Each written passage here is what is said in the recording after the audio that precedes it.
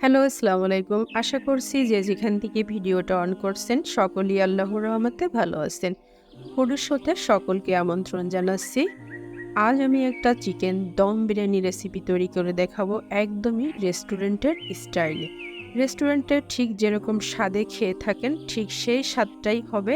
আর ঘরে এটা কিভাবে একদমই সহজভাবে তৈরি করা যায় সেই রেসিপিটাই আমি দেখাবো, কিন্তু স্বাদ একদমই হবে রেস্টুরেন্টের মতো। চলুন তাহলে আমরা রেসিপিটা শুরু করি।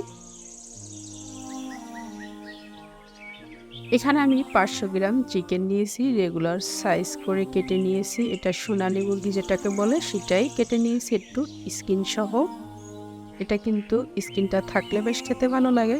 এখানে দিয়ে দিলাম হাফ কাপ টক দই, 1 টেবিল চামচ রসুন বাটা, 1 টেবিল চামচ আদা বাটা, 1 চা চামচ হলুদের গুঁড়া, 2 টেবিল চামচ মরিচের গুঁড়া, 1 চা চামচ জিরার গুঁড়া, 1 চা চামচ ধনিয়ার গুঁড়া, 1 চা চামচ লবণ আর বিরিয়ানি মশলা দিয়ে দিলাম 2 টেবিল চামচ। এটা আপনি রেডিমেড যে কোনো ব্র্যান্ডের দিতে পারেন। দিয়ে ভালো করে চিকেনটাকে একটু মেখে নিচ্ছি। মেখে নিয়ে 30 থেকে 40 মিনিট আপনি রেখে দিতে পারেন এভাবে ঢেকে। আর এখানে নিয়েছি 2 কাপ বাসমতি রাইস। এটাকে ভালো করে ধুয়ে 30 থেকে 40 মিনিট ভিজিয়ে রাখতে হবে, তাহলে বিরিয়ানিটা খুব ভালো হবে।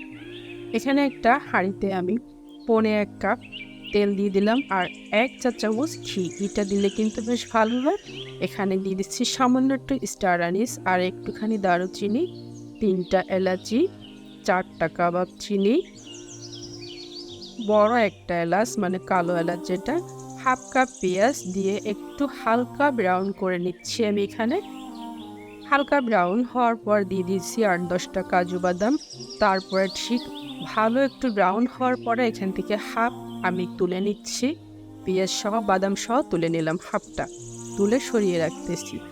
এখন দিয়ে দিচ্ছি মেখে রাখা মাংসটা দেওয়ার সময় চুলোটা একটু অফ রেখে তারপরে ঢালতে হবে। এখানে যেহেতু টক দই ছিল ফেটে যেতে পারে।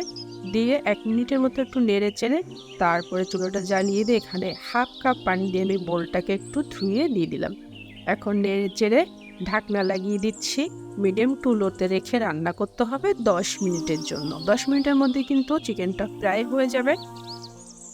এখানে একটা হাঁড়িতে 2 লিটার পানি নিয়েছি। পানিটা কিন্তু নর্মাল পানি। দিয়ে দিলাম হাফ চা চামচ আদা বাটা, 8-10টা গোলমরিচ, সামান্য একটু শাহি জিরা আর 2টো তেজপাতা ছিঁড়ে দিয়ে দিচ্ছি।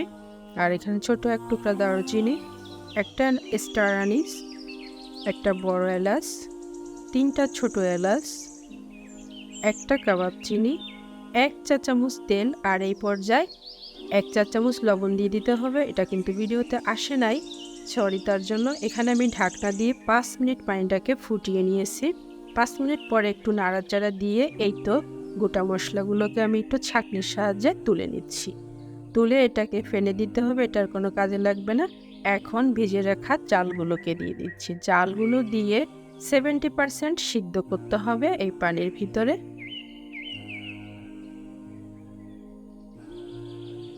70% সিদ্ধ কিন্তু হয়ে গিয়েছে। এখন আমি এটাকে পানিটা একটু সরিয়ে নিব। পানিটা ঝরিয়ে নিয়ে তারপরে পরের কাজটা দেখাচ্ছি। এখান থেকে আমি যে মাংসটা রান্না করেছিলাম ওখান থেকে কিছুটা তেল একটু সরিয়ে রাখছি, পরে ইউজ করব এটা।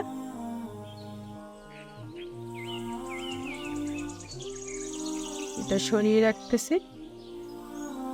আর এখন এই মাংসের উপরে আমি প্রথমে দিয়ে দিচ্ছি একটু মাওয়া, পরিমাণ মতো হাতে নিয়ে নিলাম। আর দিয়ে দিচ্ছি যে ব্যাসটা তুলে রাখছিলাম বাদাম, ওগুলো দিয়ে দিলাম একটুখানি। 1 চা চামচ ঘি দিয়ে দিলাম, 1 চা চামচ কেওড়া জল কিংবা গোলাপ জল যে কোনো একটা দেওয়া যেতে পারে। আর দিয়ে দিচ্ছি রাইস। এরকম তুলে 2 চামচ 3 চামচ যেটা পরিমাণ মতো দিলেই হবে। দিয়ে আবার একটু মাওয়া দিয়ে দিচ্ছি, আবারও ব্যারেস্তা একটু দিয়ে দিলাম বাদাম সহ, আবার রাইস দিয়ে দিচ্ছি। এখন আবার একটু মাওয়া দিয়ে দিলাম। এখানে মোট 2 টেবিল চামচ মাওয়া আমি ব্যবহার করছি। আর একটু বেরেস্তা দিয়ে দিলাম। এখন দিচ্ছি 3-4টা আলু বাখারা, আলু বাখারাটা যার থাকবে সে দিতে পারেন, কিশমিশও দেওয়া যাবে। এখানে আমি যে চালটা পানিতে সিদ্ধ করেছিলাম ওখান থেকে হাফ কাপ পানি রেখে দিয়ে দিলাম। দিয়ে দিচ্ছি 2 টেবিল চামচ ঘি,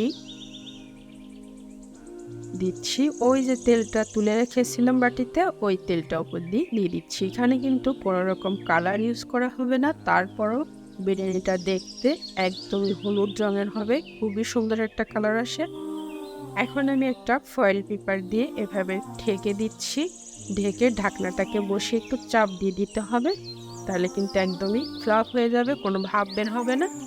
এখন চুলার আঁচটা প্রথমে 1 মিনিট হাই আঁচে রাখতে হবে, স্রেফ 1 মিনিট, এর থেকে বেশি রাখা যাবে না। 1 মিনিট পরে চুলাটা ছোট্ট করে দিয়ে, যেরকম আমরা কেক বানাই ওরকম করে দিয়ে 20 থেকে 25 মিনিট রেখে দিব। রেখে দেওয়ার পরে এই তো আমি ঢাকনাটাকে তুলে নিচ্ছি। আমার বিরিয়ানি কিন্তু কমপ্লিট। এখন আমি এটাকে একটু দেখিয়ে দিচ্ছি, দেখিয়ে দিয়ে সার্ভ করে দিব। এই তো কালারটা কিন্তু খুবই সুন্দর হয়েছে, আর বিরিয়ানিটাও পারফেক্ট। এখন গরম আছে তার জন্য এরকম দেখা যাচ্ছে, এটা একটু ঠান্ডা হলে বসে যাবে। এই তো আমার বিরিয়ানি যদি ভালো লেগে থাকে তাহলে একটা লাইক দিয়ে দিবেন আর একটু শেয়ার করে দিবেন। আল্লাহ হাফেজ।